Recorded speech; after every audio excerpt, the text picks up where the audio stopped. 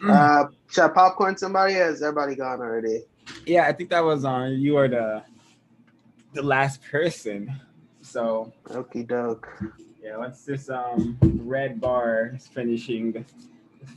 All right. Let me, alrighty.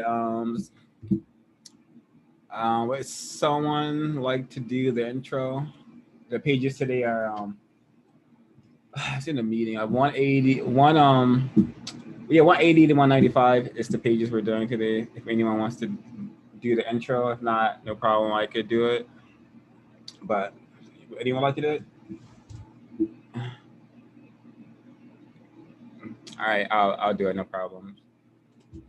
Let me just start. All right, welcome everyone to the United Independent Compensatory Code System Concept, a compensatory counter-racist code study by Neely Fuller. We're going to be covering area 6, people, relations, politics, pages 180 to 195. But getting started, I just like to just comment on like just the huge value in this book and this section as well.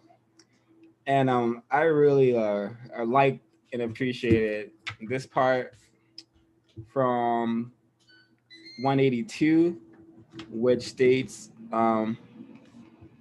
as long as white supremacy exists, it is best for all non-white people not to make unnecessary comments about anything. It is best for them to limit all responses, statements made with as few remarks as constructively possible. It is best to listen, to practice listening, and to seek to learn that which is of constructive value. Question: what is the correct thing to say when someone laughs at a mistake that you made, or when someone says something to you with the intention of being insulting or belittling? Answer: say one of the following: nothing, that's interesting, your viewpoint is well taken, and thank you for your thoughts.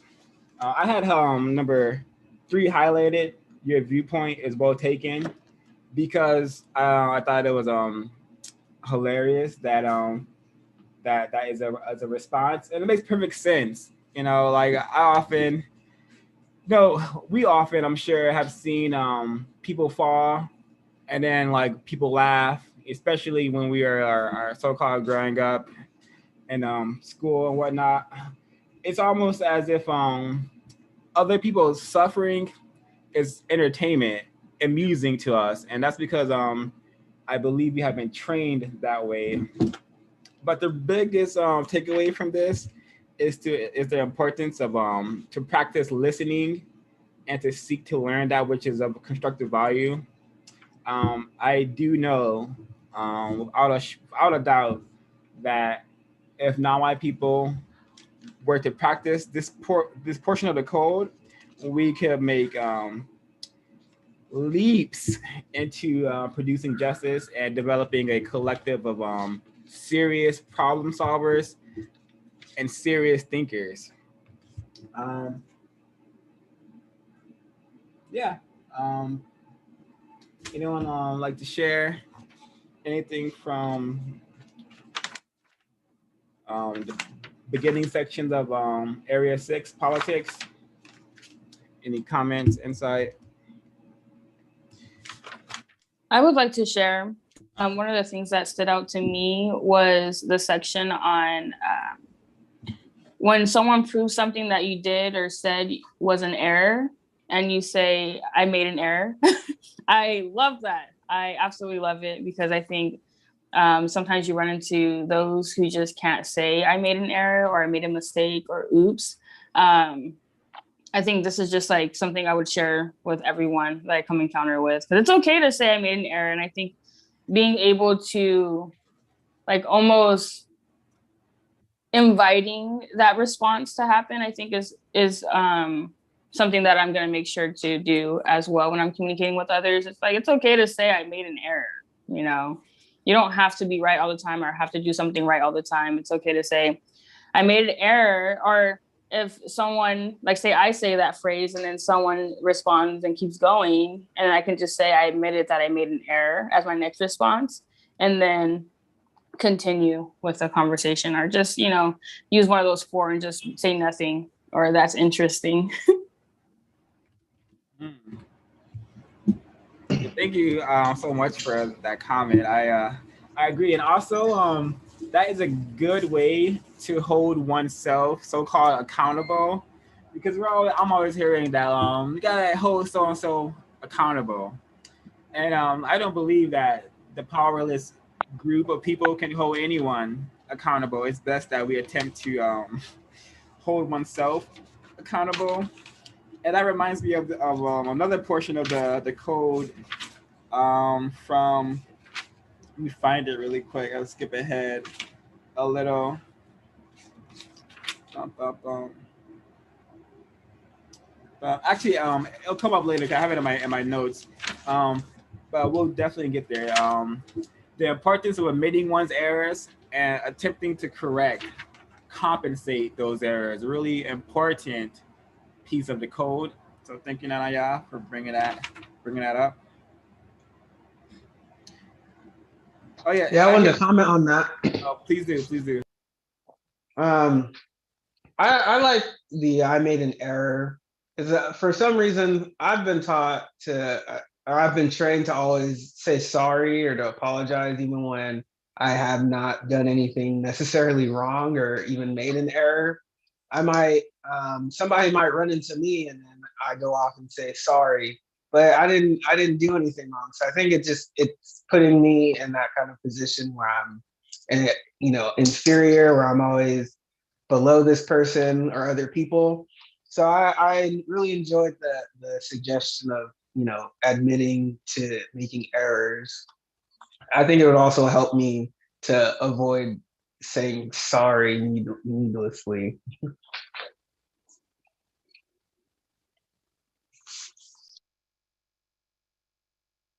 Yeah, because a lot of times we say sorry with no intention of doing or changing absolutely anything, which is why white supremacists love the word sorry. They could just, you know, massacre happens, travesty happens, or we're sorry, spilling tons of oil into the environment, killing life, killing the ability to produce life and farm life. Um, we're sorry, and nothing is done. So it's really important just to understand in the ways in which these words are used to maintain the system, to keep things exactly the same. So, but yeah, I would like to. Oh. um, I found the part where I wanted to comment on from what Nanaya said, and it says for 186, what are some of the best and correct things to say when something happens that should not happen that involves white people with non-white people during the existence of white supremacy racism? Answer: say one or more of the following. One, to the extent that a white supremacist had anything to do with it, the white supremacists are to blame. Two, to the extent that white supremacists are involved, these events should be expected. Three, considering the tacky, trashy, and terroristic arrangement that non-white people and white people have agreed upon, these events should be expected. Four, if any non-white persons are unjustly harmed as a result of these events, it is correct to directly or indirectly blame the white supremacists. Five, many people have been harmed who should not have been harmed. Many people are to blame. The people who are most to blame are hiding in plain sight. The people who are most to blame are all racist white supremacists. Apologies, this is not the portion I was looking for, but still great code content. Nanaya, you're gonna say something? Yeah, I was just gonna add to a statement something you had said earlier about the whole your comment to me on I made an error, and you said the whole thing about accountability. And one of the things I always think about is I believe from the earlier section of the code book, it talks about you don't need to hold anyone accountable. And one of the sections said, like, just do what you say you're going to do, arrive at the time you said you're going to arrive. And it continues. Basically, it says, like, everything you say and do, no, everything you say, do what you say, basically, if that makes sense. And I think that's just so strong, because sometimes if you just say stuff willy-nilly, go back to this and say nothing. That should be your response. But if you do decide to say something, then you should hold yourself to what you're saying. So think about responses, especially when you're talking to others.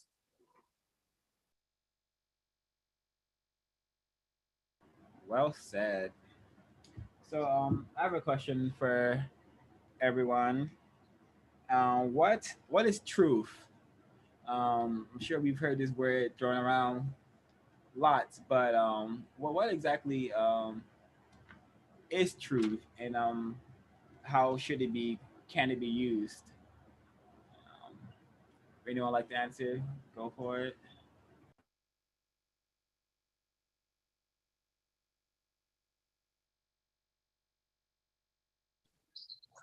I believe truth to be what that which is, and what and that which is. So truth should be used in a manner that should produce justice and correctness.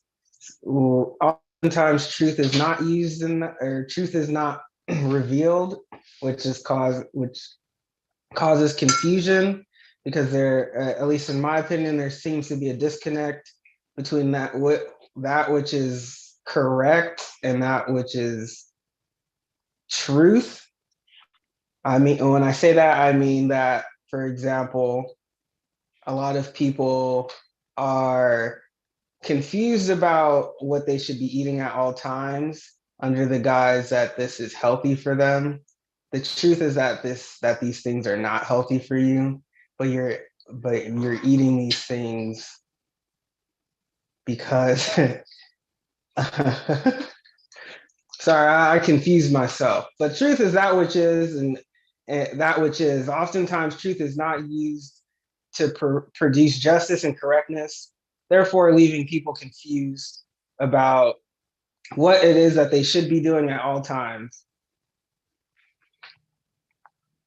When I think of truth, I think of logic, like, especially thank you, Kweku, for your description. But one of the things I think about when you're describing that as well is just being logical. Like if you read something, and we've read like in elementary or in school in general, we read a lot of things, even outside of school and jobs and companies, you read so many things that just don't make sense, that just isn't logical.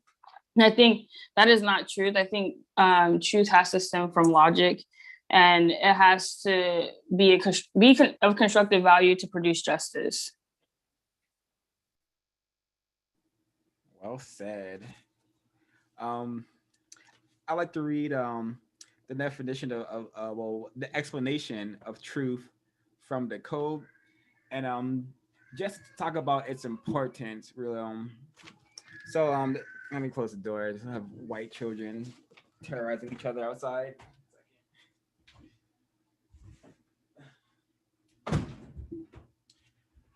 Alrighty, so this is from 182 of the code, which states, "Truth is that which is, that which is has not been known, that which is has not been known, understood, talked about, or used in a manner that has resulted in justice and or correctness, balance between people, creatures, things, etc." So I chalk this up to like truth being reality, like what is actually happening on planet Earth, what are the things we see happening with our eyes, the things we see hearing with our ears, and so we understand that well, the code states that the white people of the known universe who have chosen to practice white supremacist racism are the people who know and understand truth better than, and more than all of the other people in a known universe. They have used their knowledge and understanding of truth in such a manner as to promote themselves into being the most powerful people in the known universe. Through their practice of racism and white supremacy, they have used their knowledge and understanding of truth to promote falsehood, the absence of knowledge and or understanding of that which is among and between their victims, the non-white people. So let's not ever be confused in our understanding that white people understand much more than they like to admit about the system of white supremacy. They know that the system is in place. So if you ever hear a racist suspect saying, "Oh, I'm just ignorant," or "I just need to learn more," they've been trained since birth their position on planet Earth, and I've seen none who has taken the position of attempting to replace the system of justice. And I think this last section I'm going to read involving truth is probably one of the most important pieces of it, because it lets us know that white people, racist suspects, are not going to be the ones to use truth to produce justice. The record shows that, history shows that they have become addicted to abusing and misusing non-white people. They have lots of fun. It brings them lots of joys of keeping this system in place. So if non-white people are waiting on white people to fix this problem, we're going to be waiting forever and ever and ever. So now I'm going to read from the code, which states that the white supremacists are not willing to use their knowledge and understanding of truth to produce justice and correctness. In order to produce justice, it is necessary for the victims of white supremacy to know, understand, and use truth to produce justice and correctness. Therefore, it is correct for non-white people to tell what they know and understand only in a manner that best promotes the production of justice and correctness. So it's our duty to use truth to promote and produce justice on planet Earth. Um, yeah, I just think for a long time, yeah, I didn't have a functional definition of truth, which is that which is, the reality we live in. I read so just ton of nonsense in college involving like reality, and how reality is just like rituals and ceremonies that people participate in, and just so many words to explain really simple things. Like, this system is not that complicated. The way it operates is not that complicated, but white people have fun confusing us with their tons of words, and it's time that we understand what's happening and use truth to produce justice.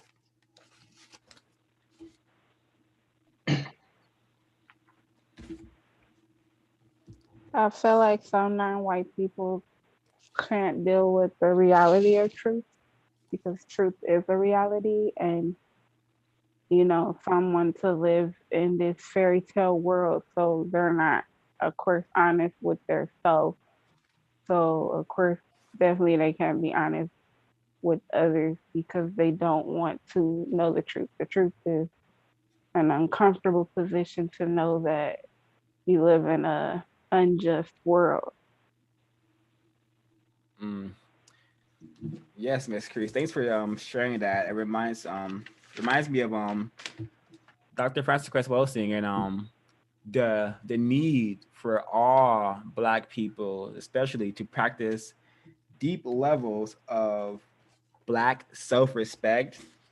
And the code says that that a lot of non-white people have don't have a functional definition of respect. Therefore, they don't respect themselves, nor they know how to respect themselves, which is why I grew up in an environment where people were getting murdered and killed for so-called not respecting each other. You disrespected me, now I gotta kill you and shoot you. Or you disrespecting me, now I gotta harm you and mistreat you. But this is all due to the monstrosity training we've been given by white supremacists. And The code says that respect and or self-respect that a means that a person refuses to lie to himself or herself and is at all times willing to inform all others that he or she refuses to lie to him herself or herself. Simply put, do not at any time ever tell yourself to believe something that you know is not true. So if you understand non-white people um, inability to face truth, face reality, I think it's very logical to chalk that up, not to chalk it up to, but to also understand that as having no self-respect and not even understanding what self-respect looks like because we haven't been trained in that. We've only been trained to be. But I'm going to read from 183 because when I first read this part of the code a bit ago, I was like, wow, this really explains the planet Earth really well, especially South Central, especially like look at any rap video, look at any look at any hip hop video where the words bitch or nigga is used, and you will see this reality taking place. So this is from 183. And the question is, what is the correct thing to say when people criticize the general behavior of non-white people? Answer. Say during the existence of white supremacy, all non-white people are directly or indirectly taught, led, and or forced to behave in a manner of monsters and or monstrosities. The system of white supremacy is scientifically designed to produce only two types of behavior in non-white people: the behavior of monsters and monstrosities. The term monster applies to any greatly destructive behavior by non-white people who, for whatever reason, are subject to and or victims of white supremacy and who willfully and deliberately do major unjust harm to any person. The term monstrosity behavior applies to the general behavior of a non-white person who is subject to and or is a victim of white supremacy and does not have the will and or the ability to end white supremacy racism. These terms sometimes explain that in the system of white supremacy, all non-white people are from birth systematically trained and or forced to think, speak, and act in the manner of monsters and or monstrosities. This is one of the basic requirements of racist men and racist women, white supremacists collectively. And just to even give more insight onto how this training works and how it affects us all in varying degrees, I myself um, behave like a monster and slash monstrosity. I used to in my youth, I was just addicted to well, I don't know if addicted is the best term. I would just really enjoy gore, violence, death, destruction. There's a movie I used to watch all the time in my teenage years called Natural Born Killers, and then just a movie about a racist man and a racist woman killing people and having fun doing it. And there's one particular scene where there's like a prison riot and a black person gets like put in an oven and burned alive. And all of that was like fun enjoyment to me, you know? And as I have grown out of this vile programming I've received, now I'm like, wow, this is really incorrect. What all this stuff I enjoyed, all these rated R movies I thought were like master works of art, is nothing more than like tools used to keep this system going, tools used to make victims like myself totally absolutely insane, because you have to be insane to see images of people being burned alive, images of people dying, and get enjoyment from that. There was even a website I used to freaking as a youth called rotten.com where you could just watch people die, you know, watch really violent stuff. I used to have access to these videos called Banned from Television, where it was just people dying in real life. I saw a bunch of British officers in Africa telling black people to kill other black people, and I was watching that stuff with enjoyment. And while laughing. And it's just what was designed for me. I was born to be a monster. I was born to do these things. But I thank the creator that the code is on planet Earth, and thank the creator for that the Francis Crest Wellsing for allowing me to come out of my confusion. But insanity, monstrosity programming, it manifests in an infinite amount of ways. And until the system, all white supremacy is until this system is on planet Earth, until it's replaced, we're gonna keep having to deal with people who don't have an opportunity to come out of their insane programming. People who are really bloodthirsty, for lack of a better word, because I myself was quite bloodthirsty because that's how I was trained. And just one example. I could go on forever about my programming, but I'll leave it there. See if anyone have comments.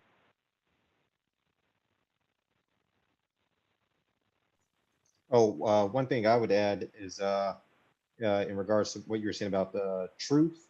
That is in a word guide, page 392, and then two other terms that I think that would go with truth are true colors and truthful person. True colors, avoid using this term when others use the term. Ask them to explain in detail exactly what they mean. Questions: what is meant when a person is said to have shown his or her true colors? What exactly is the color of a person that is so-called true? What exactly is the color of a person that is so-called false? And then truthful person. Use this term to apply to a person who has never knowingly, willingly, and or deliberately said anything that was not true. And that's on page 392. And then what you said about monsters is on pages 242 and 243 of the word guide. And it's monster and or monstrosity behavior. And it's very detailed because it takes up pretty much like a whole page just in regards to that term. Thank you, Mr. Dan. So the truth, I noticed that there are a lot of people who will refer to something as their truth. They say, my truth. My truth is this, my truth is that.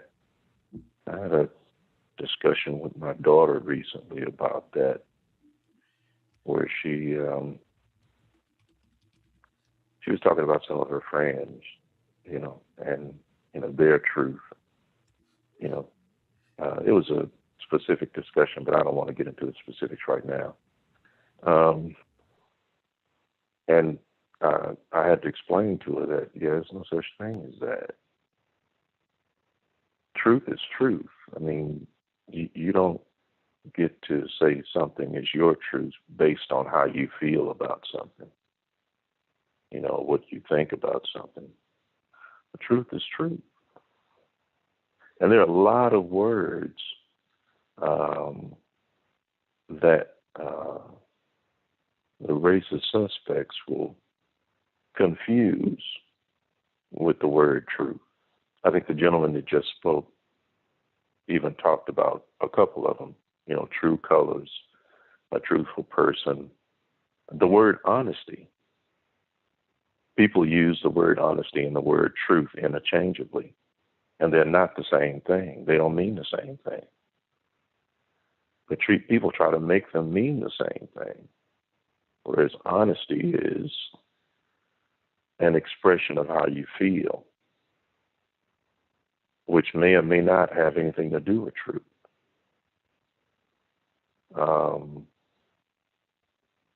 And they will use other words interchangeably with the word truth.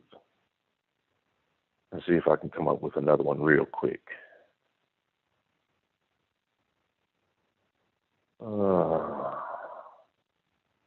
I know when I'm going to come up with it right after I stop talking. So, okay, the word fact. They use the word fact interchangeably with the word truth. And we'll have people thinking that just because something is a fact, that means that that is truth. And that's just not true. A fact is basically anything that can be proven or disproven. That's all it is. It may or may not have anything to do with truth. So there are a lot of things, a lot of words that people use interchangeably with truth. And unfortunately, this clouds their vision of what truth actually is. So they'll begin to think that something is true just because they think it's true, or just because they feel it's true. So don't get caught up in that, basically, is what I'm saying. Examine all the words. Examine what you think, examine what you feel, and examine what is true.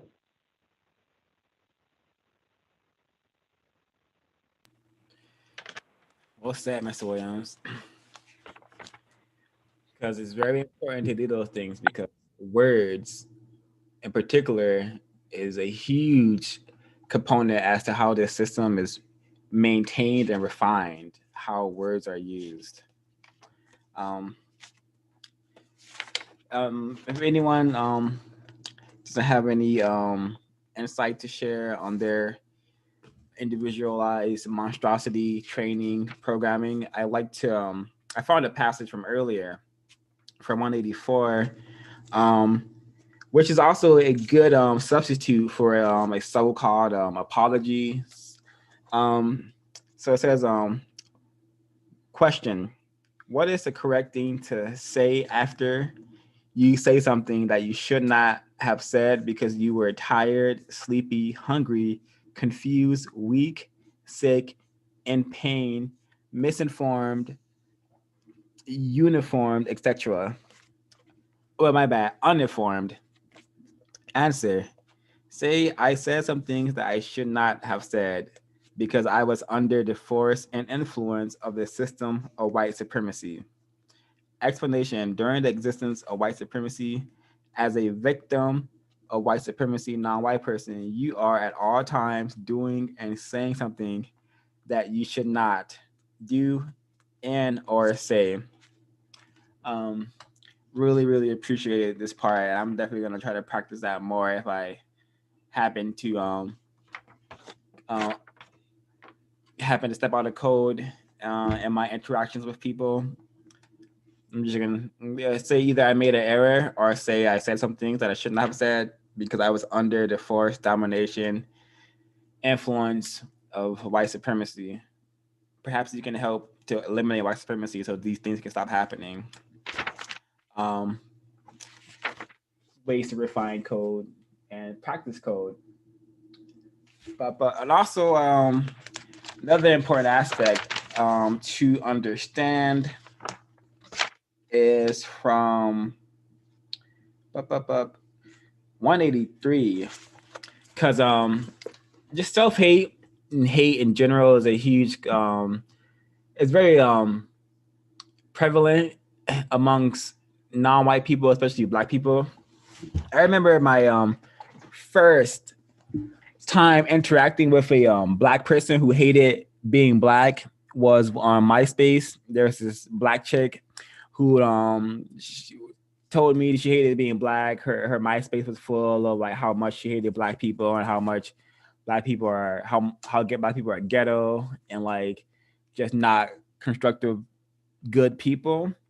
And I tried to I didn't know anything about white supremacy or racism, so I couldn't help her at all.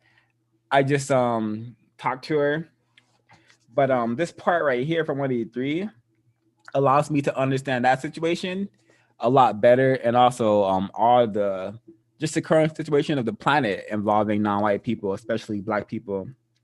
And the question is from 183 says, question: what can you do to stop non-white people from hating themselves and each other? Answer: as long as white supremacy exists, there's nothing that anyone can do that will stop non-white people from hating themselves and each other. As long as white supremacy exists, non-white people can only attempt to minimize conflict by avoiding all contact with each other, except for purposes of helping each other to accomplish specific deeds that serve constructive purposes. These specific deeds must include speaking and or acting according to a counter-racist code that is specifically designed to help produce the end of white supremacy racism and help replace it with justice, balance between people. So it's not about stopping non-white people from hating each other. And although that would be nice, the goal is producing justice and being constructive. And once justice is on planet Earth, there shouldn't be any more scenarios where non-white people or white people are killing one another. So I see Ms. Williams had a hand raised. Yes, I do. On page 185, this is something that really stood out to me. It says, make a habit of answering all questions slowly, truthfully, and in a manner that best promotes the production of justice and correctness. When criticized for so-called taking too much time to answer a question correctly or constructively, respond by saying, in order to answer your question correctly, I must think. Explanation: questions that are answered without thought and care for correctness produces incorrect answers. A so-called answer to a question that is not correct, it is not the answer to the question. So it made me think about, I have a tendency to talk very fast. A lot of people assume I'm from Louisiana because of the way I talk, but I'm a native Texan. But I'm learning to speak slower, right? And gather my thoughts is helping me to be more constructive in making conversations more understandable. And I'm realizing that in the system of racism, white supremacy, one of the things they don't want us to do is to think. We've usually we have these triggers. If somebody asks us a question, we don't even really think through what the question is. We've already said something. And sometimes the person may say, well, that's what I was just saying. But we're so triggered that we want to come back with an attack or something, even though we may have misunderstood what the person has said. So for me, that's a habit I'm working on, to learn to speak slower, to think more constructively before I answer a question. And if it's taking too long, now I know what to say. That's all. Yeah, well, that's something I'm also practicing more. Just taking time to think, not just about answering questions, but just about everything I'm attempting to do. Because you're correct. Non-white people have been definitely obliterated in terms of our ability to think, ability to give each other time to think.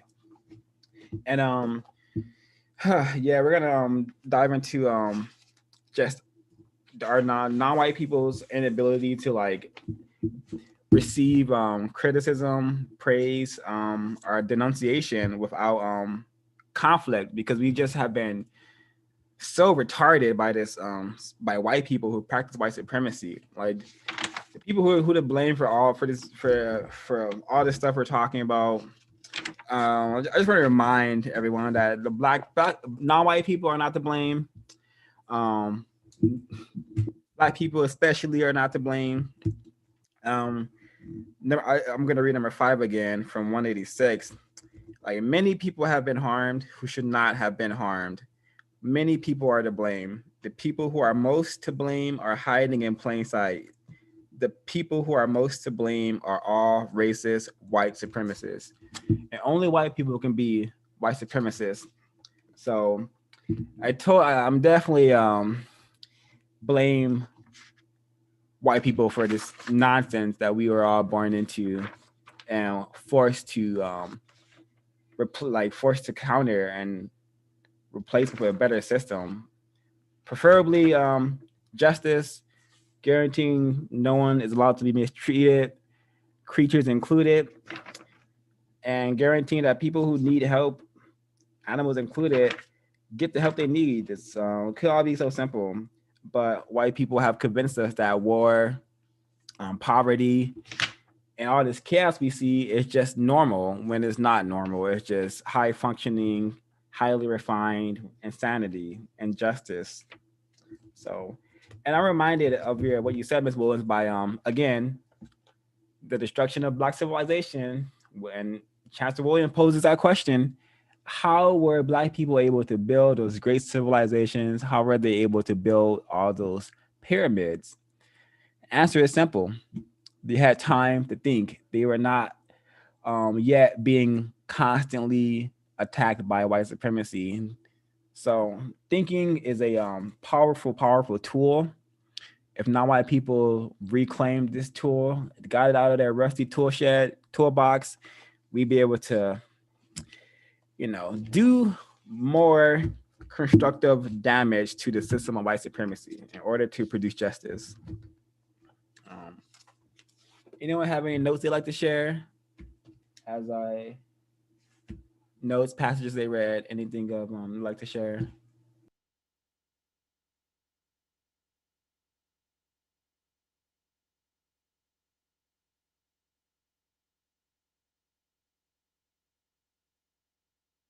I'll just remind everyone the term great spectator, great spectators is not a place for that behavior, but continuing.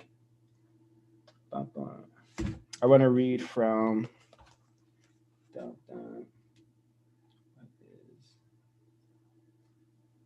okay, so another important part from the code,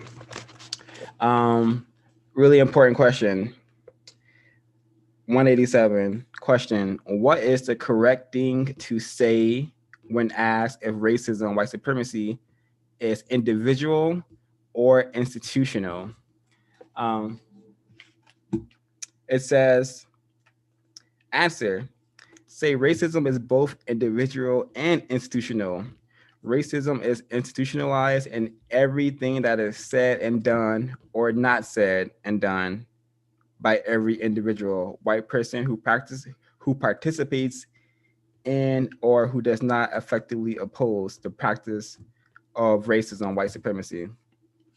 It's really important concept, piece of code to remember, because that white woman and her white children and the white father she's with, even those people are an important factor into how this system is being maintained. It's not just the people in suits that we don't see who are in the conference meetings planning where they're gonna gentrify next or how they're gonna keep Flint from having clean water. It's the average white person who is also guilty of practicing racism and not producing justice, because a lot of white people get away from being racist suspects because some non-white people may believe that we're only dealing with institutionalized racism and not racism that comes from every aspect of living, and that includes the racist child, a racist woman. Even if this white person is a so-called coach who so-called helps Black people, every white person is a racist suspect until justice is on planet Earth. And if this logic was somehow communicated, implanted in non-white people's brain computer, we would have a lot less people trying to be friends with white people and more people understanding that there's no point in attempting to be friends with white people. The only thing we should be really trying to do here is produce justice, so we can spend our time doing something else besides trying to replace the system of justice. And yeah, I really appreciated that part of the code.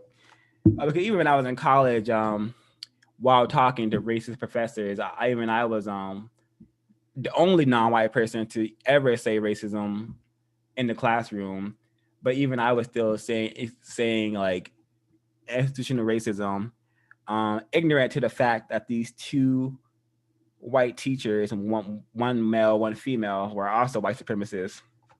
So it just goes to show how refined the system is, and how confusion can prevent us from understanding who is to blame and how this system is being operated, which is being operated by every white person on planet Earth, children included. Um, You know how it says that we should always try to be honest with ourselves and others, to respect ourselves. What about the sense of, how they said the question is it correct to say that non-white people say many things that are not true? Yes, in order to survive within the system of white supremacy, racism, which fill problems, it is absolutely necessary to say many things that are not true within the system of white supremacy. Non-white people are forced by the white supremacists to say many things that are not true, both to and about themselves, and both to and about white people. When the truth is told, it is allowed to be told and expected to be told mostly in a manner that has the effect of being amusing, confusing, mildly interesting, and or supportive of insane thought, speech, and or action.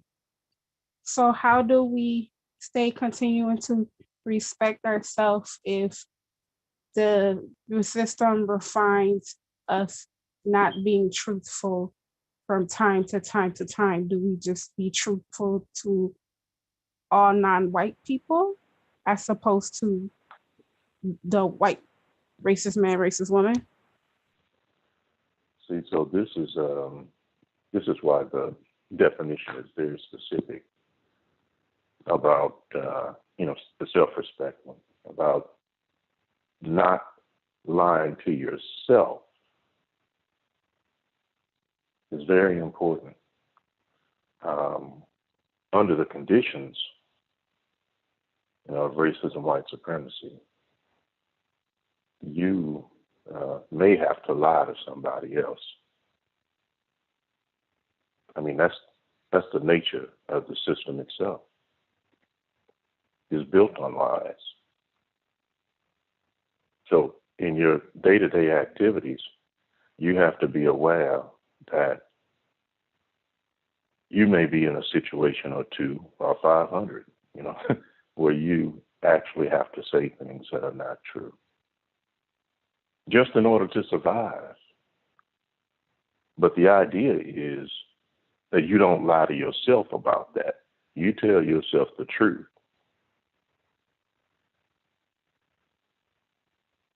You have to tell yourself that, hey, I know if I don't say this, if I don't lie, I might be out of a job. But I'm not going to lie to myself. I know that, what actually happened. And you shouldn't feel bad about that. A lot of people will feel bad about that. But you shouldn't feel bad about that because you didn't build this system. You were born into it. And in many cases, it's a delicate balancing act. So the idea is just never lie to yourself.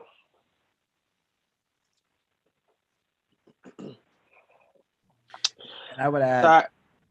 Sorry, 05, can I speak really quick? Yes, Mr. Williams, Edward, that was very profound. I think that what you said is something that, I have been encountering on this journey myself, especially the part about not blaming myself. I think it is very important to always be truthful with yourself about the things, because it is going to be very hard to not partake in so many white supremacy activities and things like that living in this system. So, at one point I was even struggling myself. I couldn't figure out how to operate, how to, operate knowing what I know now. And that was very difficult for me, but on the journey of finding my own code, I think that what you just stated is very, very profound. It's something that I think a lot of counter racists can use on their journey also.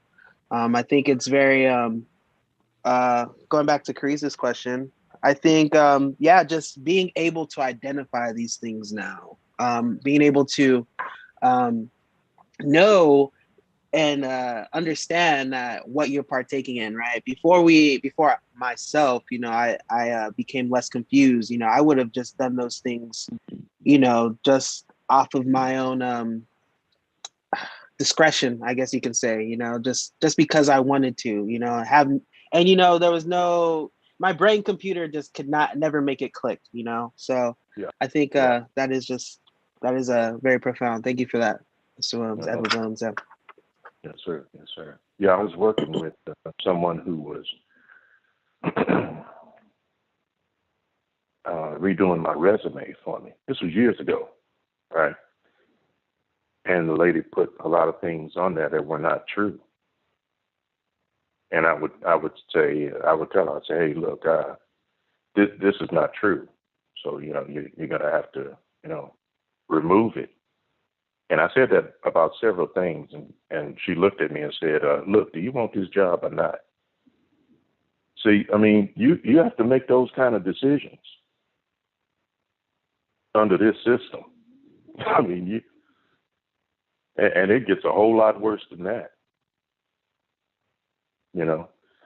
The key is, if you're in a situation where you have to lie, don't lie to yourself, and don't you start believing those lies that you tell it. Once you start doing that, you're sinking your own boat. Yeah, I would add that, and especially in the workplace, that do not do anything that may jeopardize your ability to financially sustain yourself. But this is why perhaps the code can also come in handy, because it teaches us how to exist in the workplace by we could avoid telling a lot of lies in the workplace, especially if we are not doing that much talking and just trying to focus on our job. You won't have to lie if you're not engaging in non-constructive conversations. And yeah, that's what I would say to that. But in terms of like not in the workplace, there should be very little reason one should be compelled to not want to tell the truth. Truth, I not to be cliche, but they say the truth shall set you free, and perhaps that is because if all non-white people on the planet really understood truth and used it to produce justice, we could be free of this vile system called white supremacy that we were born into. Oh, I'd like to add something. I had mentioned this point in the last session. This is from the 1984 edition, kind of like in regards to the thing about lying to white people. This is on page 118 of the 1984 edition. Do not assume that you can keep a secret from white supremacist racists. And then I gave the reason explanation last time, but I will point out on there. It is not likely that a victim of white supremacy, non-white person, can prevent the white supremacist from knowing anything that they want to know. So when you get involved in like counter racism and stuff, like they're gonna know who you are. Like from the moment you decide to order a book, they probably put you on some sort of database. Say this victim, they bought the code book.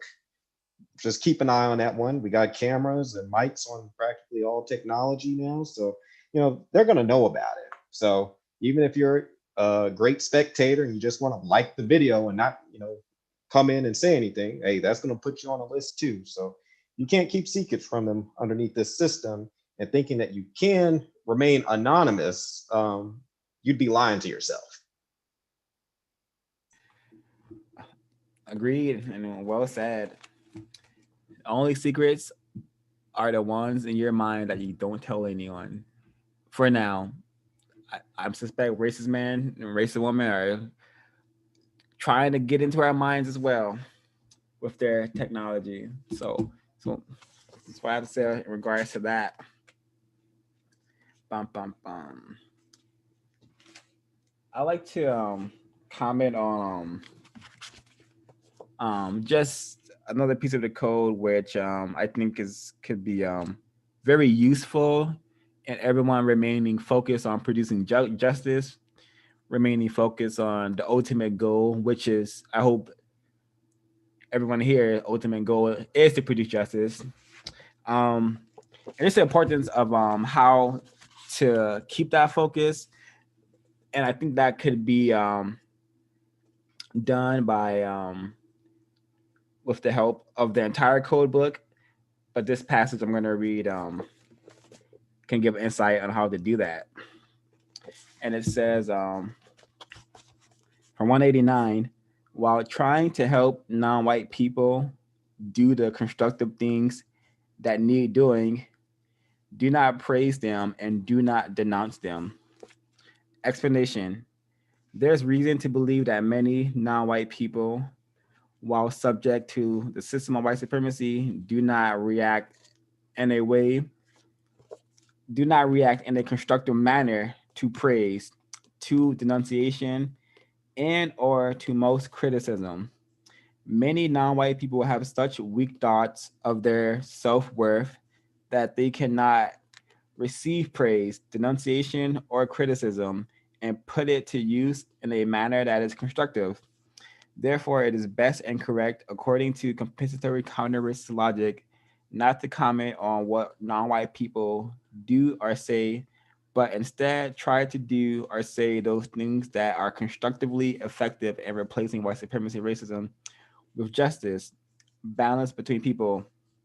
Avoid all non-essential remarks about what other non-white people are doing or not doing in regards to opposing or supporting the system of white supremacy. Question: who should be regarded as a hero or heroine? Answer: nobody. Explanation: in the known universe, either people do what they should do or they do not. Most of the time, they do not. When they do what they should do, it only means that they are doing what they should have been doing all along. So, really, I love this piece of the code because, I should have started this trying to produce justice a long time ago. But I was doing destructive things with my time and energy. And in my attempts to get victims in my survival unit to get on code or attempt to produce justice or to do anything constructive for that part, I have utterly failed miserably. And it's because of what's been done to us by white people, racist man, racist woman. We have been made just such unfortunate beings. And this piece of the code allows me to not waste any more time on my victim unit besides giving them help that I can give them when they ask for the help. But as for like denouncing their ghetto glorification, as for like even trying to have a conversation with them in regards to their ghetto glorification, which is supporting white supremacy. Actually, I'll read that definition hopefully before the meeting's over. But yeah, I think this part of the code is going to help me particular because I have wasted and still do waste all the time on my victim unit. But now just understanding the system, understanding like just the deep levels of damage psychologically, mentally, spiritually that has been done to Black people. And on top of that reality, my victim unit resides in South Central or other areas known as hoods.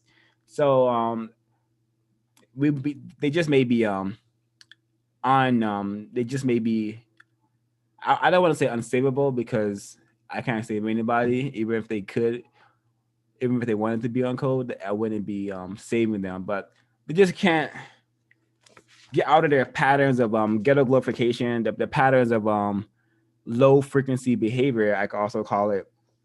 And it's not their fault, it's white people's fault. But it is their fault for not wanting to do anything about it. I could say that for sure.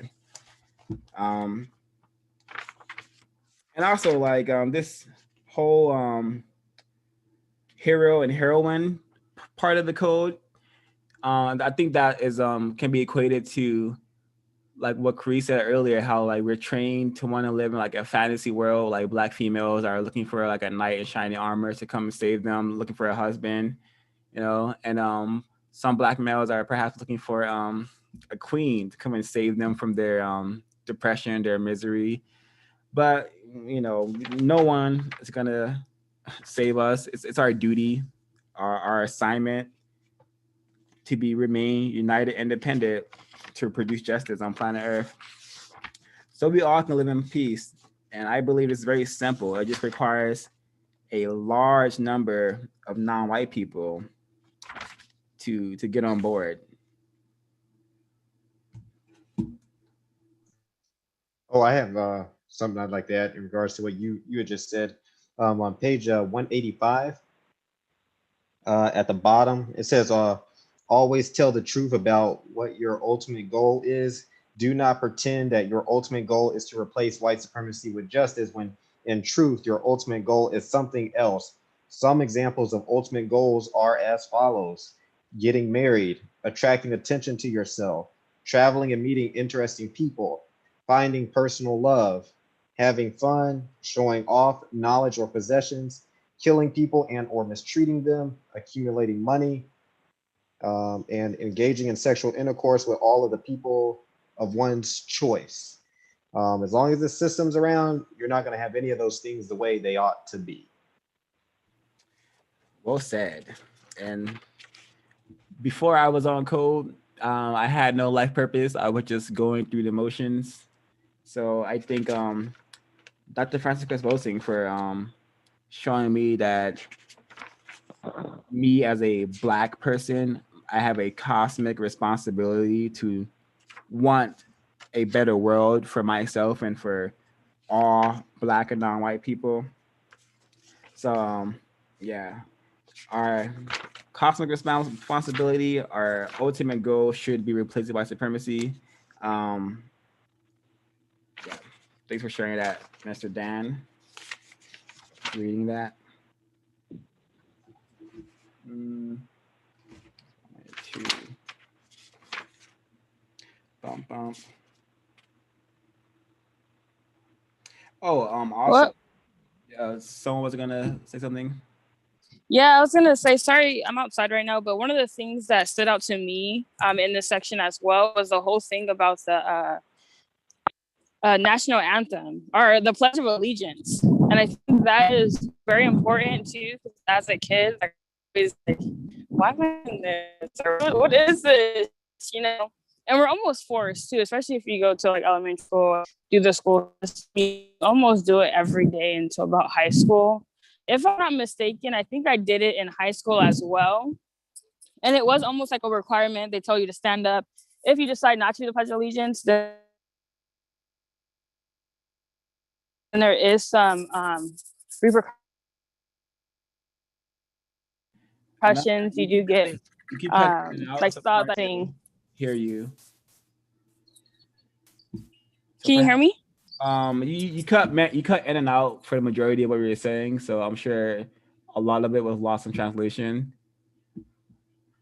I may be the only one who. Oh man, I was saying. Yeah, perhaps it's best if you wait until you're in a place with Wi-Fi. But I do like that you brought up that aspect. I did hear you bringing up the portions about in relation to the flag.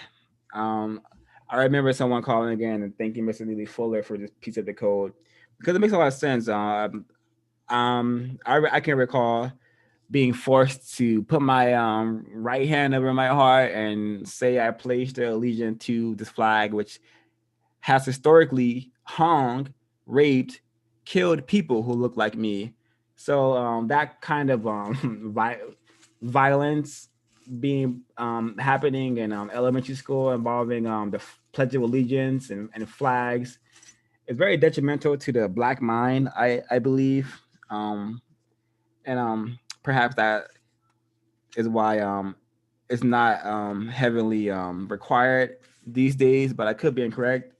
There could be southern states that still practice this conditioning of the mind and having to pledge allegiance to the flag. And I do like this remark that can be said into where it says 194. So when asked to say something about your relationship to or with a flag, say, I do at all times relate to the flag the exact same way that the flag relates to me. So I understand this as if the flag, if the people who control what this flag means treat me with no respect, want to destroy me, want me to be a prisoner of war forever, then I don't. At the same time, I don't have any respect, care for this what this flag or what it represents because it represents my destruction. Um, at least this is what logic is telling me, and I wish I had this part of the code elementary, so I could tell my teachers that I'm not gonna do any of this. I owe my allegiance to the production of justice, not the United States, not the concept called the United States, not the concept called America. I owe my allegiance to the production of justice, you know. But I currently pay my allegiance to the system of white supremacy because I was born into the system of white supremacy, and currently that is the only system on the planet. So 194 is definitely full of gems. Definitely. Now, yeah, if you're back in Wi-Fi, please you can comment, but I understand that you may not be, so no worries. I'd like to comment or talk on page 183. I'm sure you guys have brought it up, but I wanted to get my thoughts out on it. On where he says, "What can you do to stop non-white people from hating themselves and each other?" And the answer, as long as white supremacy exists, there's nothing that anyone can do that will stop non-white people from hating themselves and each other. Before I knew about code, for a very long time, I saw people, consciously engaging in activities that were destructive, like binging alcohol, smoking tons of drugs all day, not really working out or eating healthy. I always knew that those were, very destructive behaviors, and seeing that we were all, and at least somewhat informed that those are destructive behaviors, how people would continue to partake in it. I always used to come to the conclusion, oh, that person hates themselves. So, and in turn, I would try to encourage that person to, actually care about themselves. That's at least how I would put it. To care about themselves, take care of yourself, exercise a little bit more, stop eating all that garbage all that poison. And I came to find out that people aren't really interested in that kind of stuff. People would rather continue doing that because it's what feels good to them. So I always, became frustrated with people, my former associates, because they just didn't seem to care. And it seemed like for a while that I cared about them more than they cared about themselves. Well, I guess wanting them to do better and whatnot. But after reading this section and understanding how white supremacy or racism works, and that there's nothing that I can do to help them, stop hating themselves. There's nothing that I can do to get people to stop practicing self-hate and to practice deep self-respect. I think that's all kind of, most of it's a personal choice and realizing how the system works. So unconsciously, I would go in and try to minimize contact with these people because I found myself getting frustrated and, end up using a lot more time and energy than was necessary. So I felt like that section in particular was very, it definitely meant a lot and opened my eyes. That was one of the things I wanted to share. Thank you. There's actually another thing. You read it earlier, and I felt like this came into kind of what's going on with the protests, with the people who classify themselves as Asian, how they're protesting for justice. And unfortunately, because of my training and how I blame my training, and I'm practicing this daily, but I seem to feel somewhat like frustrated and almost kind of like, well, what did you expect? Kind of, those very toxic behaviors, where on page 186, and what are some of the best and correct things to say when something happens that should not happen, that involves white people with non-white people during the existence of white supremacy racism. So I see a lot of signs going up about stop practicing hate against Asians, and I just kind of, I don't know what the correct word is. Like, it's just like I kind of get angry or upset. Like, first of all, why aren't you saying that about all people? Why is it only specific about, specific to Asian people? Why is it now that all of a sudden it seems like you guys care about justice? And I understand, I've been trying to practice this because I understand how the system of racism, white supremacy works. I should not be blaming those communities on their reaction to racism. I should be blaming the white supremacists. But this section in particular, I've found it to be very helpful as I, retrain myself that, these things are to be expected under the system of racism, white supremacy, and we should be blaming the white supremacists at all times. Felt like I had to say that because I've seen a lot of it, and just those communities at times can practice a lot of anti-Blackness. So yeah, I just wanted to say that. Thank you.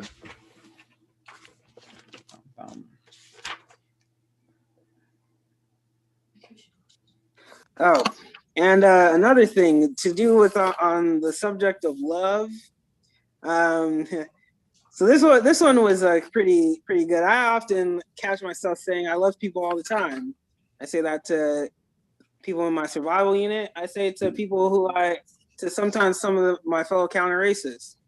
I use that word, I believe, more often than I should, but I can't help it. I was talking to one of my cousins, and I was telling her, yeah, I love my cousin, and she's like, why? And I honestly, I was caught off guard by that because I don't think anybody has ever asked me that, like, why? And I gave the usual, well, I care about her. She's done some good things for me, and yeah, so therefore I love her. But given the definition or the answer, where it says it is incorrect to say that you love non-white people or that you love white people. It is incorrect to say that you love any people. Do not try to find reasons to say that you love people. Do not confuse. I'm on page 188, by the way. Do not try to find reasons to say that you love people. Do not confuse wants, desires, needs, and fascinations with love. Instead, try to establish a condition that will produce white people and non-white people who love themselves and each other, without saying that they do and without thinking that they could do anything other than love themselves and each other by practicing justice and correctness. So I highlighted that last part where where it says, instead, try to establish a condition. And I really got to thinking about that and how, it's all like creating in the system of justice, you wouldn't even have to tell anybody that you love them, because that's what is expected, and that's what everyone's always thinking. When you have to tell somebody that you love them, it's almost like, what were you doing the other half of the time? You like hating them? What are you doing? So it's like, under the system of racism and white supremacy, we have to keep reminding each other that we love each other, to make ourselves, I guess, feel comfortable under this system, or that somebody actually cares for them, or is that or attempting to care about them. So this was definitely very codified. I gotta get more on code, but it's gonna be tough because I don't know how you would describe feelings for people who you are trying to love. Yeah, thank you for that, Kwaku. Just to add to that, from 188 as well, I'm gonna read these two paragraphs that I think will give them just adds to it constructively. So it says, explanation: racist men and racist women, white supremacists collectively operate the system of white supremacy racism in such a manner that people who are classified as non-white are not permitted to express love for each other while subject to white supremacy. The non-white people of the known universe are only permitted to show some limited affection or concern for each other. The system of white supremacy functions in such a manner that people are enticed or allowed to express romance, fake love. Non-white people in particular are prevented from loving one another as well as loving themselves as individuals. They are also not allowed to functionally know or understand what love is. According to compensatory logic, love and justice are one and the same. So, very important things to think about in terms of how we use words and what words we choose to use. Yeah, I see my victim unit use this word love my entire life, while at the same time getting drunk and cursing each other out, trying to kick each other out of their homes. So my brain computer picked up a long time ago that I don't know what love is, but I will say it to you if it will make you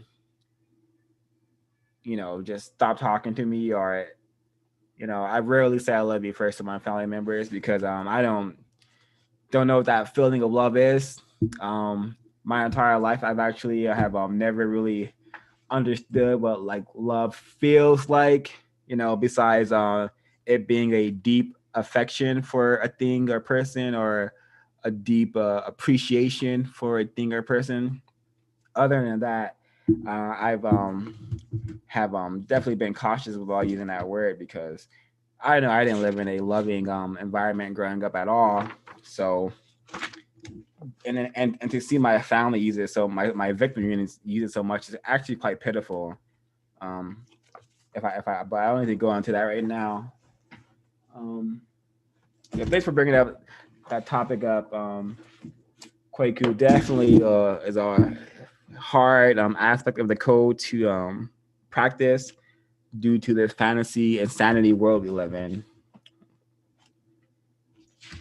And I would add page 211 of the word guide, love, use that word with caution. Agreed. Does anybody have the definition of the word love that's in the 1984 version of the code book? If so, could you read that, please?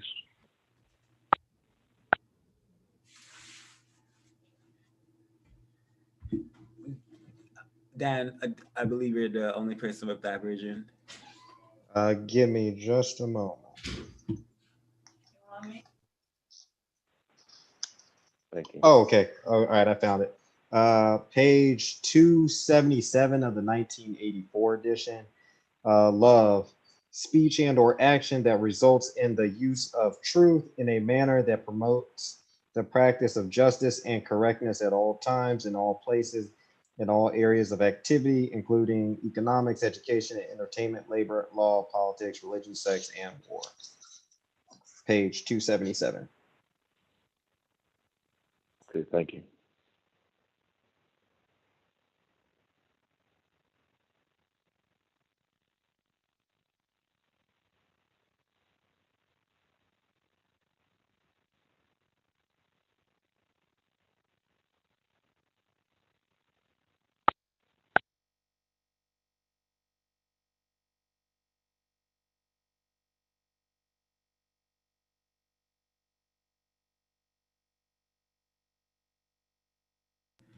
Alrighty.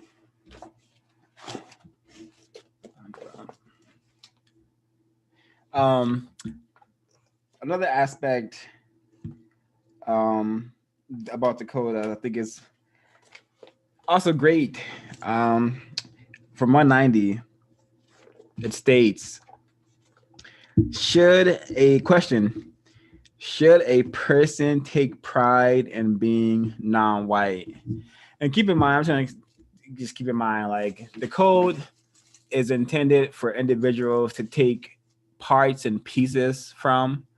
One does not have to practice every piece of code.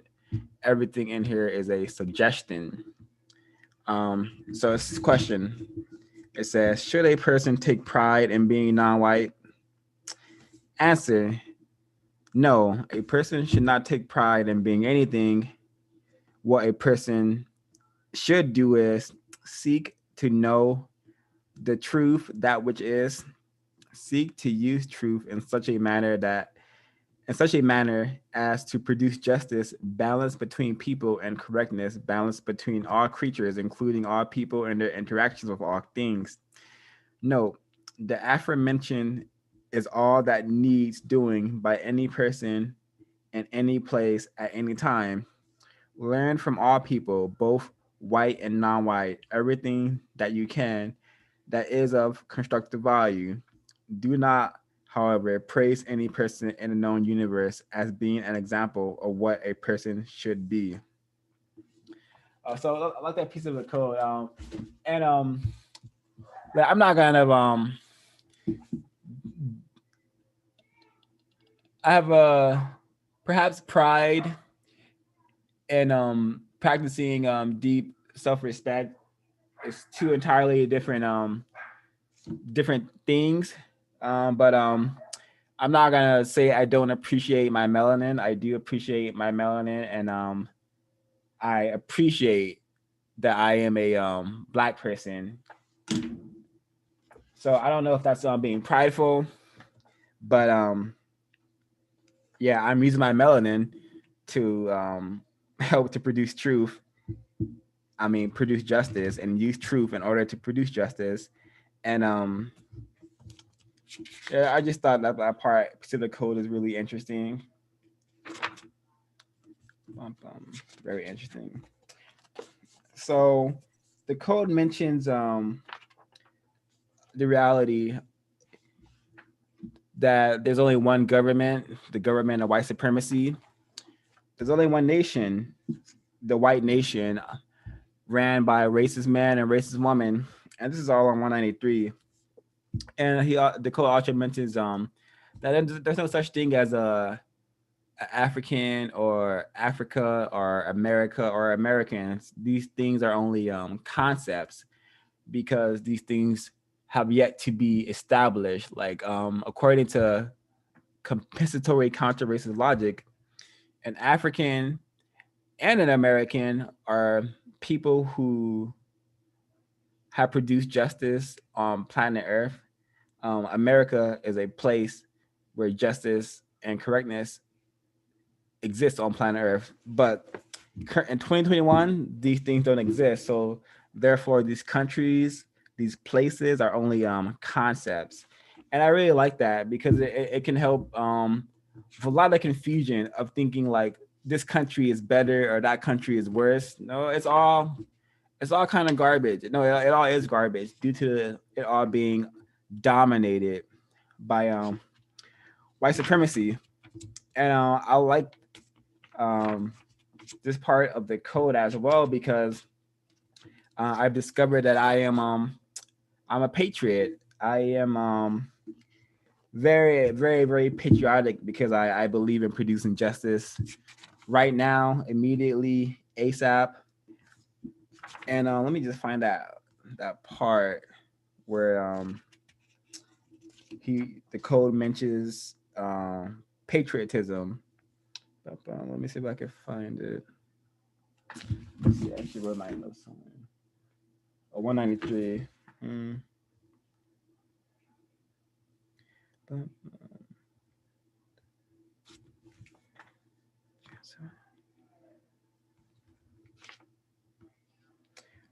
I'm not able to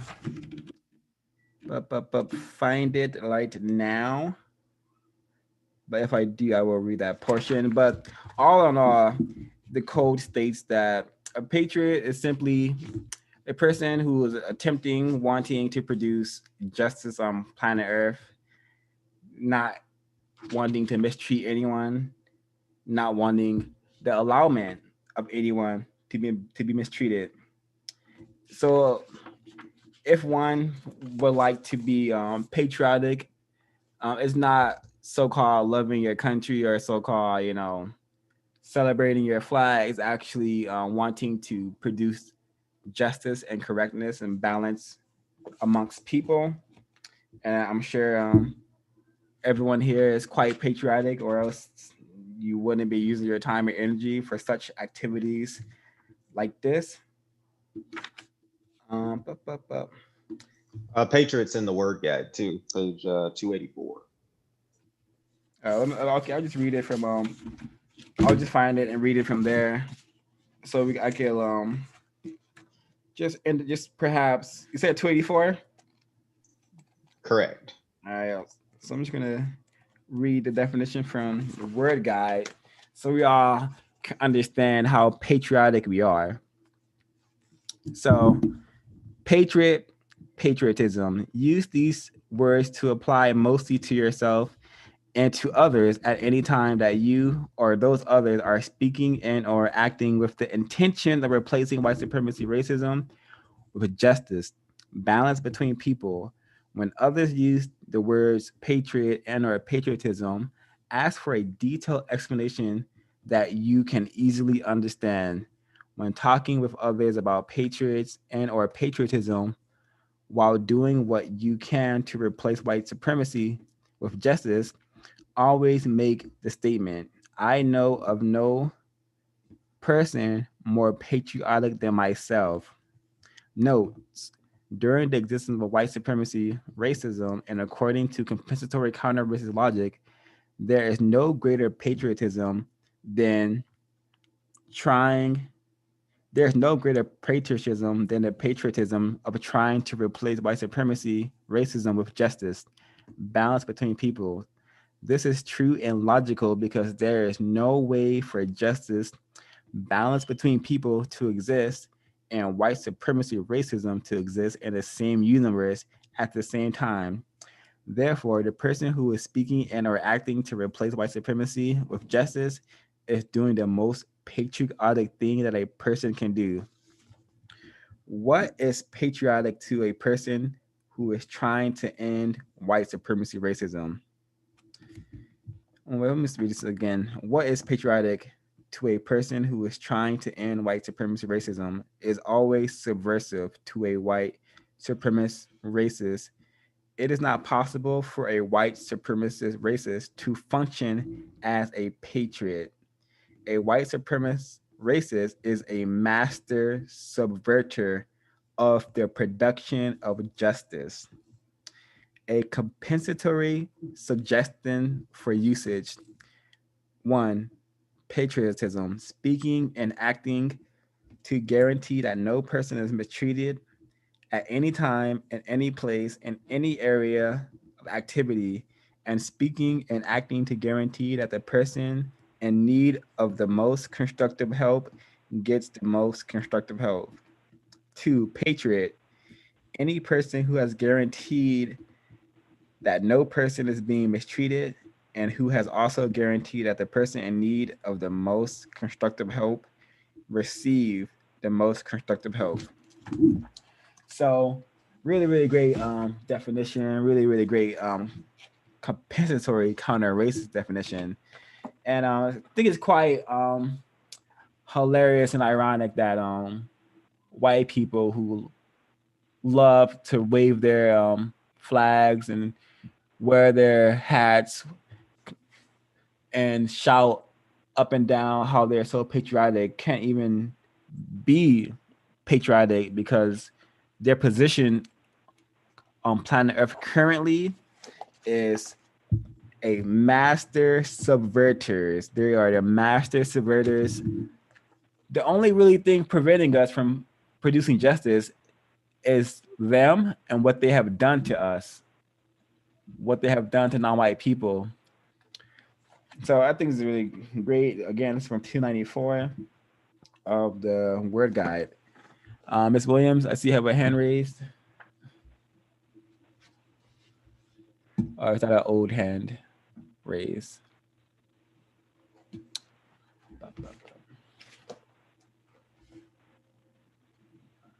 No, maybe she's not at the phone right No, now. I'm sorry. I was there in she the is. chat. Okay. I was in the chat. My hand had been up so long, I thought I'd go in the chat. Okay, I'm going back on mute. Okay, what I wanted to mention was on page 188 that stood out to me.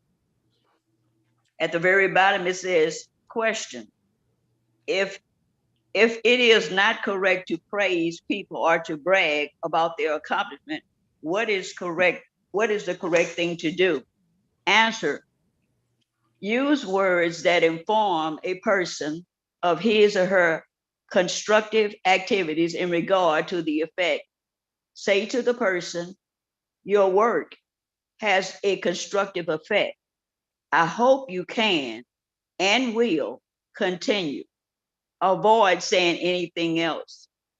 When talking about giving praise to people, say the following: the people of the known universe who are worthy of praise are not are yet to be produced. Explanation: since none of the people in the known universe have ended white supremacy and replaced it with justice, none have proven that they are worthy of praise. Instead of praising a person, it is best and correct to help the person to better think, speak, and act to end white supremacy and to replace white supremacy with justice, balance between people. So I hadn't got that definition of patriotic from the Word Guide, but that's exactly how I feel. Because to me, there's nothing more important than producing justice, a balance between people, guaranteeing that no one is mistreated, guaranteeing that anyone who needs help gets the most constructive help. There's nothing more important to me than that. So to that sense, I am very patriotic, very, very, very much so. So thanks so much for giving me that new word to understand their definition versus our definition from the Word Guide and what patriotic really means. Thank you. Thank you. Yeah, that's extremely important. It's all based on the definition of justice. You know, if you had a different definition of justice, then being a patriot would mean something different. It all comes down to the definition. The definition of a word is the equivalent to a steering wheel in an automobile. I mean, that definition is going to take you where you need to go when you use the word. So yeah, they have a different definition of justice. They have a different definition of patriot. They have a different definition for morality. They have a different definition for a whole lot of things. And all of those definitions of the words that the white people who practice racism, white supremacy, use are used to support the system of racism, white supremacy. It's real simple.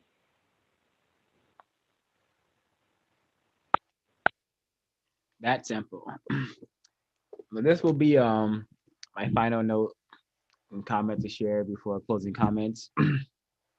And I just thought is just something that could benefit non-white people from hearing, and also great piece of advice to keep in our brain computers. And as even once we have justice on planet Earth, this is still something to practice. And from 191,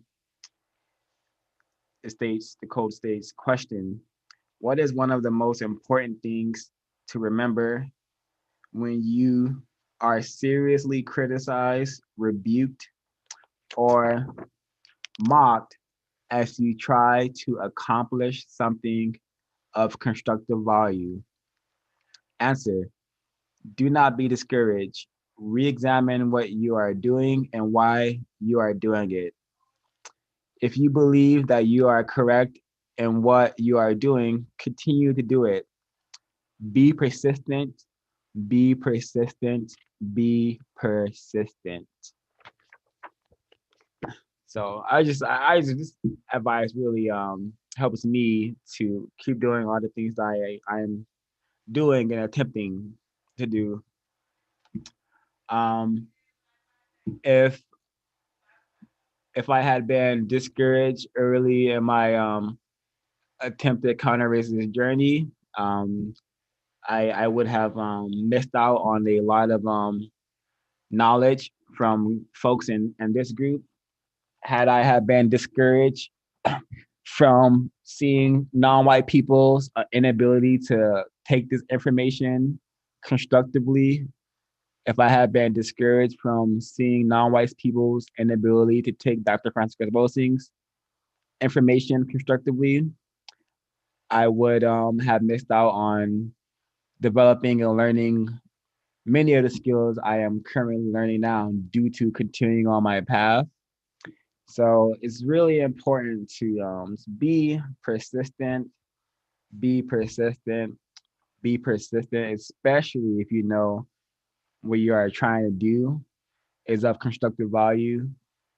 And even more, especially if you think that what you're attempting to do will help to produce justice on planet Earth. Hmm. And if anyone has any more notes they'd like to share, if not, we can get into closing comments. Particularly the folks who have not spoken much this meeting.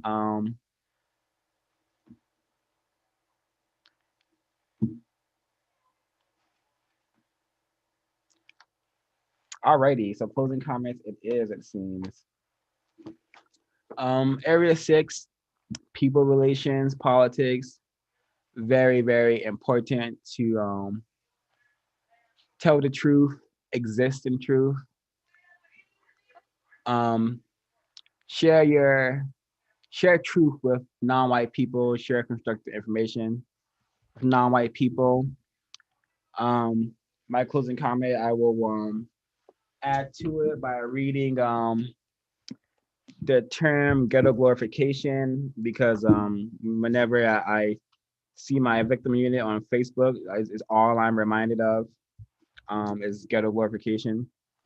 So 132 from the word guide, ghetto glorification states, ghetto glorification: use this term to apply to any behavior by one or more non-white person that helps to produce, promote, and or praise speech or action that is primitive, savage, silly, stupid, and or in other ways destructive that directly or indirectly support white supremacy racism.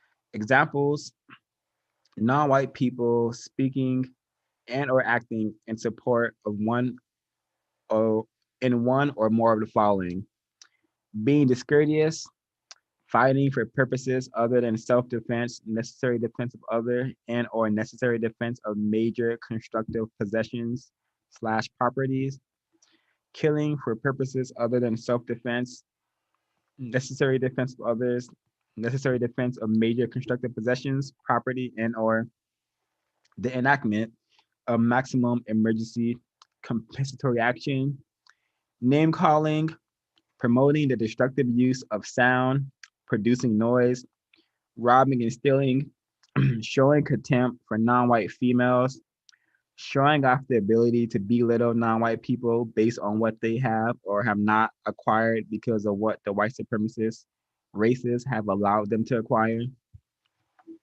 showing off the ability to belittle non-white people because non-white people are not white people, planning newer styles of doing harm to non-white people, singing songs and or using slang terms that glorify non-white people doing harm to other non-white people. That is the definition of ghetto glorification.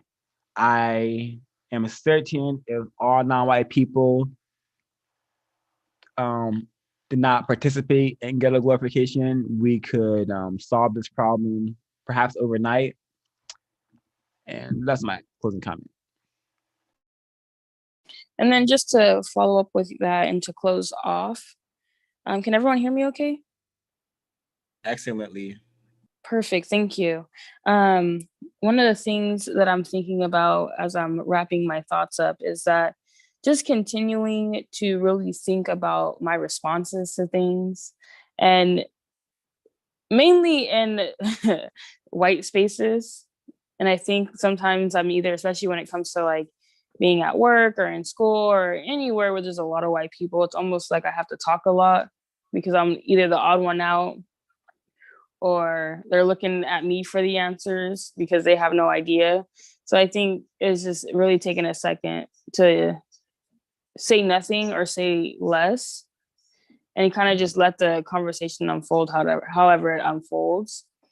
And then with that, just being conscious and thinking about every word that is being said to me, as well as not just jumping to conclusions, because sometimes I might just hear something and I'm just like, oh, okay. And I'll respond however in those spaces, but really thinking about what they say to me, because I'm pretty sure if I really listen to the words that are being said to me in those spaces, especially at work or in like classrooms and things like that, I'm pretty sure it's going to be, I don't want to use the word disrespectful, but disrespectful, because I do have some weird comments that come up. So yeah, just more practicing for me and then continue learning. I'll go for my closing comments.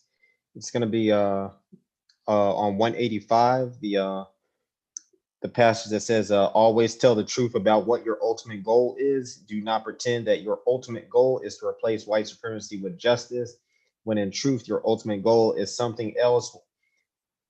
Some examples of ultimate goals are as follows: getting married, attracting attention to yourself, traveling and meeting interesting people, finding personal love, having fun, showing off knowledge or possessions, killing people and or mistreating them, accumulating money, engaging in sexual intercourse with all of the people of one's choice. Again, as long as the system exists, those things aren't going to be the way they ought to be. And the one point I mentioned in the 1984 edition is that you can't keep secrets from the usual suspects. And that's my Area 6 politics for this closing comments for this section. Thank you. I'm gonna go ahead and go next. For my closing comment, really just thinking about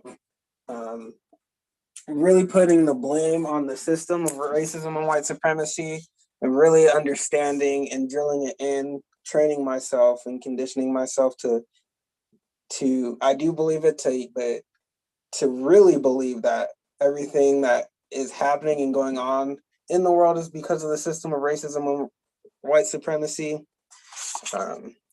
Especially given how we as non-white people have been trained, taught, led, and or forced to behave in the manner of monsters and monstrosities. So very, very much understanding that and what it takes and what is necessary to produce justice on the planet. That's it for my closing comment. My closing comment is, in order to produce justice, the self-respect we have to give ourselves and to others is to always be truthful, to be honest with ourselves is a start, as to be honest with others. And once non-white people start to be honest with themselves, and we can start to think, and thinking will give us the ideas we want to see as a world of justice and a world of peace.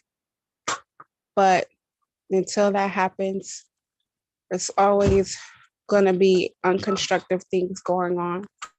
But we'll see in the future.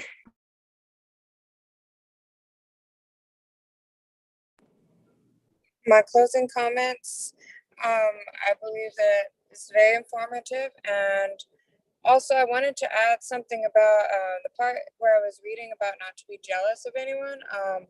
I think the jealousy is, from what I was, how do you say it, how it correlates to how I feel that producing justice and jealousy just do not mix.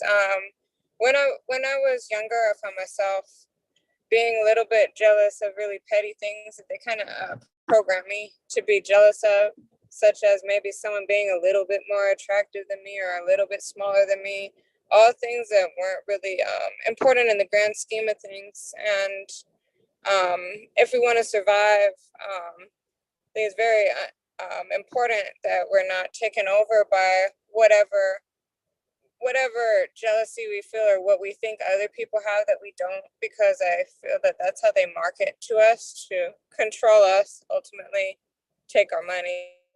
And the things own us, we don't own the things, because when we become jealous like them, we have this desire to own things, and that's, you can't produce justice and have a materialistic desire. And it also goes hand in hand with a lot of that desire for love, all these things, the fairy tale fantasy thing, the American dream that they put in front of your face. People are getting killed out there, people are having really serious issues. This is real life. This isn't about the American dream. If people are restricted in the American dream, I believe that they are practicing white supremacy. So I feel that that's a very important point that a lot of people miss, is not to be jealous, because the programming that we watch kind of leans us in that direction where we find ourselves comparing each other, even when we're not trying to, because that's how the school system scripts us. So I believe that it's very important to have all your senses there, to be available. Don't engage in toxic behavior, either physically or mentally, and to continue to produce justice with this new knowledge. I had thank you, Sandra. I had one note that I forgot to comment on. I'll do that now. So we understand. I understand how to describe non-white people collectively, which is silly, pitiful, and sometimes, if not all the time, stupid. And that is because of what we do with our time and energy. If we're not trying to produce justice, then we're probably using our time stupidly, silly, or pitifully.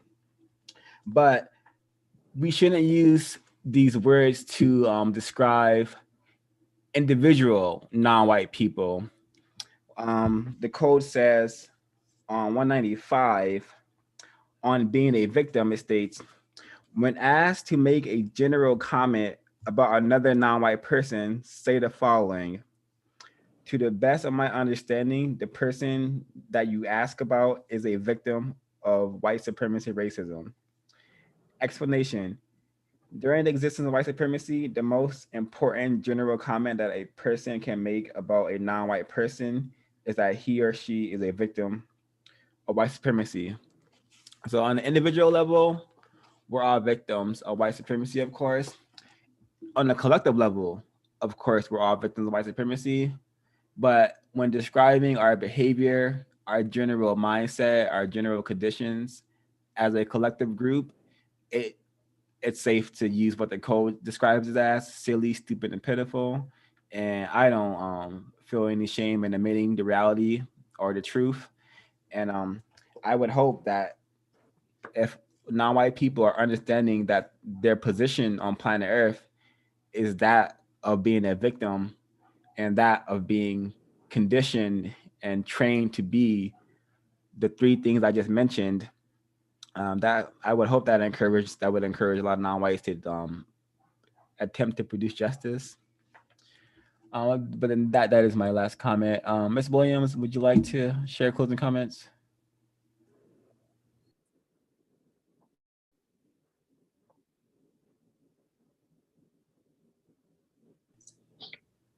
Let me see if I can get her to closing comments.